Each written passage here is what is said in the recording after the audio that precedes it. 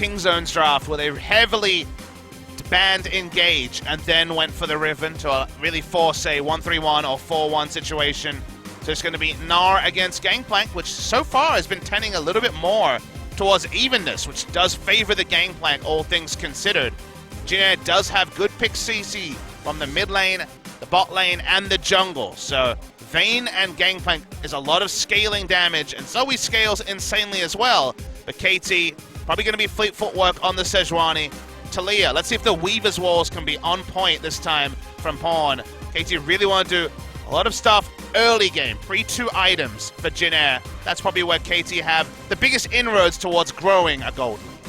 I fully expect Pawn to be a bit more proactive with those Weaver's Walls, trying to make plays around the map. We'll see if he can get things started as early as we saw from Jin Air in the last game, going for those level 3s. They're trying to lock somebody down. Wouldn't have too much escapes for the Gangplank there in the top lane. So we'll see if that is going to be a point of contention there for KT early on. But Zoe here yet again for Grace had quite the day out versus Kongdu Monster. Picked up a triple kill. We'll see if he can replicate that performance here now. Yeah, a 14-minute ace in that game is something KT would certainly like to avoid. Some safety here, but pretty even draft going into game 2. All right, here we go, ladies and gentlemen. Let's see if Jin Air can tie up this series, take us to game number 3, or if we're going to have another 2-0 here for KT Rolster as we load onto the Rift. KT looking to close it out nice and easy. Let's see if they can pull it off. Dancing Shoes are. That's going to be the ward coming down. So I'm going to flash to the side. Goes low, and he'll get taken down. First Blood moves over to score. Arrives, trying to trade one back, but it's not quite going to happen. So free First Blood goes over to KT. Great roam. Because we didn't see a bot lane start, we should talk about how this all happened. Elbow coming straight back into lane, but the rest of KT backing off. Because of the red buff, some things shut down. Speaking of shutdowns, up top is going to be the counter-strike there. Empty already using the leap strike, flashes in, gets the stun in onto Pawn as Grace does arrive. Triple bubble not going to connect, goes in onto the Wolf and Pawn. He's going to be in a bad spot. Big Shove does knock Empty away. He flashes away from Grace, but he is just going to get picked off here as Grace does find the kills. So another aggressive roam looking for that top lane pick onto the GP. Gets turned around by Jin Air. This one was a bit... Recall will go ahead and stop it. Jump forward, Deft going to get popped up, Devour comes through, they got to get the lockdown straight in onto Teddy, and he is going to get popped by the look of it. One more hit, nope, flashes over the wall, keeps himself alive. Deft still skirting around the sides of the fight, now turns in onto Wraith, they lock him in with the Sejuani passive, trying to get the kill. True shot barrage, Teddy does tumble to the side, keeps himself alive, and now Pawn is joining in the fray. Pop-up comes through, first kill, going over to Umpty as he finishes off score. Wraith will fall, as Pawn tries to finish off the Jax. One more hit would do it, there you go, Deft able to take him down. That'll be the turret as well, going over to KT. 2 for 1 plus the turret, but a hard-fought win. Yeah, hardly clean, but definitely effective from KT. Will take the turret as well after all of this. Smeb roam down to stop Grace from getting a push in the mid side. The only advantage that actually comes to Jin Air is free farm for So1. Desperately want to catch up in minions. The minimap, I think, tells a lot of story here. Score getting the ultimate onto Teddy. You would have thought would have been first blood. That doesn't happen. We watched this bot side already. Let's talk about what's happening on the minimap. Talia will always roam down first. Because Gnar had so early roam, they already had the turret top side, he was able to keep Zoe in lane. Zoe never got to bot to try to turn this around. Outnumbered means that Jin Air do pick up the kills. Teddy escapes with his life, but the turret and his teammates aren't so fortunate. So KT still get the assertive play they drafted for. Successfully done pre-15 minutes. Very nicely done there by KT. 3-2 though, not a stark difference as far as that be, and showing through with the CS. He finds himself at 180. The pulverize there from Wraith gets knocked down to about half HP. Score arrives, pops him with the ultimate. He'll get locked in. Now Smeb coming in from the backside, pushes Teddy in, gets the wall up. The seismic shove from Pawn. They'll take him down. 3 members instantly dead on the side of Jin Air as KT. Now just have to wait for the wave in order to knock down this turret. When KT has the proactivity and the early game goes their way, they're so good at playing them out. That's the counterpoint to Jin Air in game 1. As they set up around mid lane, Talia pushed down bot as Weaver's Ward come up. Scored, cleared all the vision and put down control wards in the enemy red side jungle. They were always going to be able to cut aggressively. 2 people do anything. You're told what to do. There's no freedom here. It's stolen. From downtown, Deft all the way back in the bases. Thank you very much for the leash, good sir. I'll take that one. Fate has been removed from Jin Air. They sacrificed too much, and when you still need items. I mean, Vayne's got nothing. BF sword and As Wraith barely gets clipped by that. And it's just good news stories on the mini-map as well. 3 control wards in a straight line denying Jin Air from ever responding to bot side. Oh, Big three-man pulse, pulverize coming through here. Devour comes down, Mata flashing away, does spit Deft out on the other side. He's cutting his way back, nearly kills Teddy, and forces out the heal. But there we go, Paddle Star from Grace finds his mark, takes out Deft. The follow-up with the counter-strike onto Mata. The bot lane of KT does get eliminated. And Grace, he's found these hits twice now in this game. Haven't seen that explosive performance like we expected from him that we saw in the series versus Kongdu. Onto Mata, and Deft is actually ready to body block the Battle Star.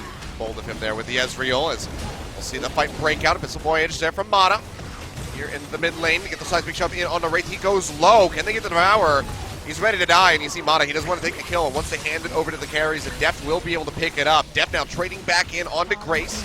Gets a couple hits, burns him down to about half HP, and KT will finally take out that inner turret in mid as Smeb goes in for the exchange here onto Soan right before that Mega Gnar expires. Works him down low, has him slowed up. They're going to be looking for the finish onto the GP. Flashes to the other side. Seismic shove comes through. Buddy's got the stopwatch to stay alive for a little bit longer.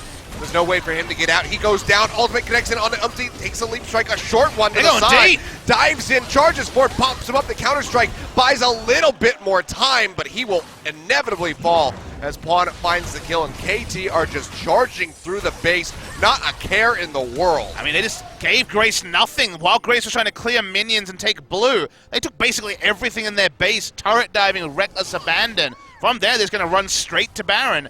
Nothing Grace is going to be able to do to really contest this. Still not 2 items on Teddy. Casey looking to ice the game with a Baron. Yep, Grace, he's got the TP ready to go. We'll go ahead and cast that one out. Dumpty dead, they have to start a fight soon. He's a siege mage. Even getting the pokes out here is not going to do a whole lot. They do find one on the Smeb. 3-man pulverize coming through for Wraith yet again as the Baron goes low, but the smite is there from Score. They take it away. Smeb going to jump over the wall. Deft following suit. Will get themselves out alive. And it seems like Score might be left for dead. He will go down. 2 members picked up as Mata and Score fall. But still 3 Baron buffs there for KT. They take the buff for themselves, and now they're seeing Deft go aggressive onto the Zoe. No one-shots on this Ezreal. A Freak feels vindicated as Deft goes into the melee range. Wraith now getting chunked out. Will get Seismic shoved back in. It looks like he is just going to get melted as Smeb finds the kill. Score taking the turret here for the moment as it gets knocked down below half HP, and Smeb running amok into the back line, chunking out Umpty, nearly finishing him off and threatening with that Mega Gnar. Whole time they could tank up the turret. We knew that from before when the turret died 5 minutes ago. Inhibitor number 1 rolls down with the side of Jin Air. Nothing they can do. No engage. Wraith is dead. No cannon barrage used. They should probably use it to delay these minions, but they're just giving it up. Turrets all gonna fall. Every inhibitor take compared to his former one. Weaver's Wall coming through, cutting off a couple members here. Teddy contained on the other side as Smeb threatens in the sidelines. The lockdown comes in, and that's gonna be Grace getting popped this time around. Cannot escape as a double kill comes through for Smeb. Oh. Pushes everybody into the wallop.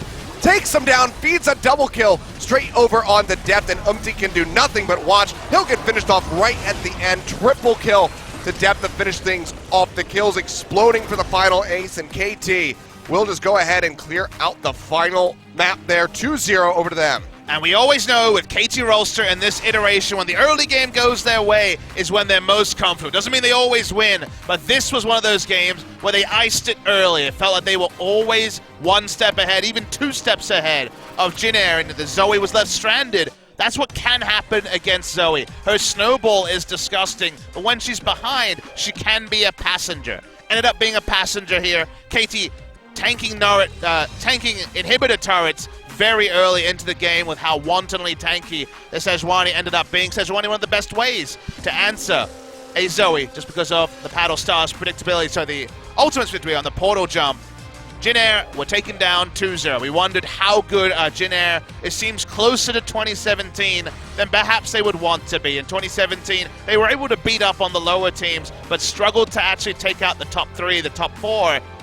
Those top 4 aspirations, that 4th spot aspirations, take a pretty big hit as they are significantly behind KT Rolster based on today's evidence. Yeah.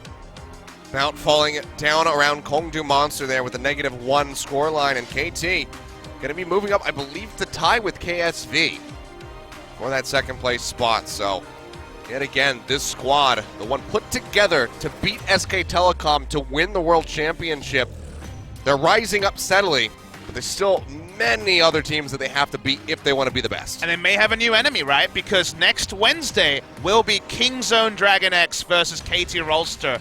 And Kingzone kind of are in that SKT position as the targets, as the standings lie right now, as the team to beat. So that is going to be one that I think everyone around the world should tune in for. It should be a fantastic match next Wednesday for KT for this